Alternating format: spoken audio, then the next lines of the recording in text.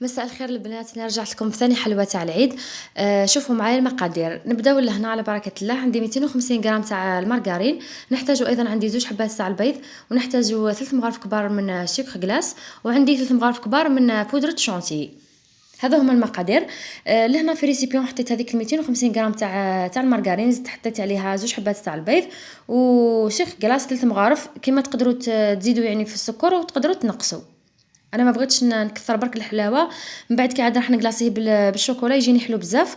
ولهنا زدت حطيت كما قلت لكم بودره شونتي، صدقوني راح تعطيها واحد البنه في العجين، وراح يجي واحد القوام وتجي خفيفه.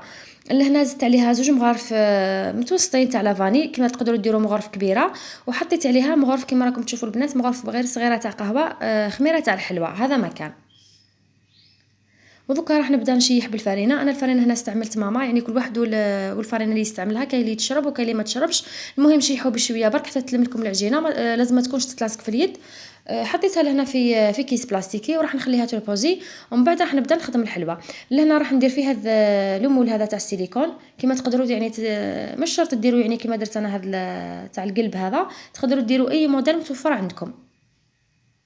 والحبات اللي هنا تاع يعني هذا تاع القلوب هذو راح يجيو، مش راح يجيو كبار ومش راح يجيو صغار، راح يجيو متوسطين، يعني الحبه تاعها تجي مليحه. كما تقدروا يعني توزنوا العجينه تاعكم. اذا وزنتوا العجينه بغيتوا يعني يجيكم الحبات كامل كيف كيف، تقدروا ديروهم 15 غرام.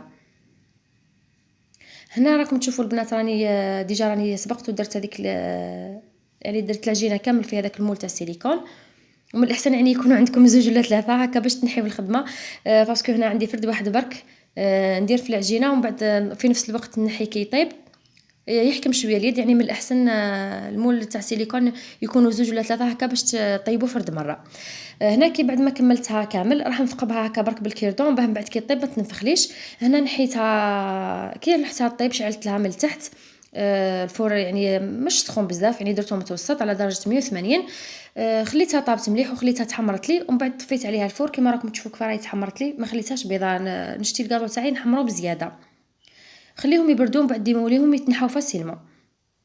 هنا كما راكم تشوفوا البنات، شوفوا الحبه كيفاه تجي يعني مقدره، ماهيش كبيره بزاف وماهيش صغيره مليحه باه ما تقهمش. لهنا عندي الكابريز، راح نحشيهم لداخل بالكابريز.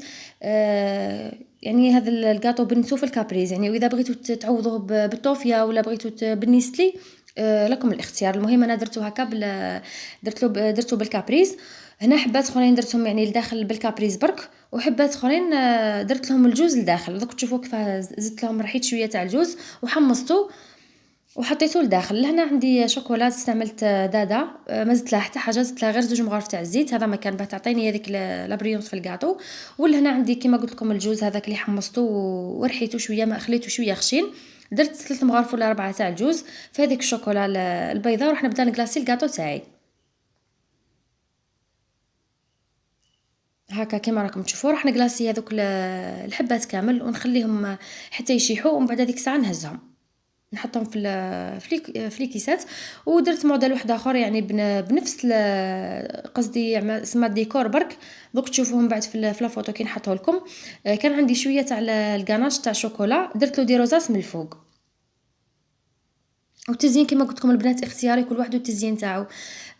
كل واحد وكيفاه هو الفيزيين. انا عطيتكم طريقه وانتم كيما بغيتوا ديروا سهل واقتصادي، يعني ما فيهش خلاص حوايج بزاف. وصدقوني بنين يسخف هذيك العجينه تاع اللي درتها وزدت فيها البودره شونتيي، عطاتها واحد البنه وعطاتها واحد القوام يجي خفيف. لهنا كما راكم تشوفوا البنات راني عاودت نفس الطريقه، نعيط لكم غير كي زدت له كميه تاع الجوز وزدت عاودت نسكر الحبات مع بعض ونكلاصيهم. هنا كلاصيتو بالشوكولا البيضاء كما راكم تشوفوا، ودرت له هذيك الورقه الذهبي على الكوتي.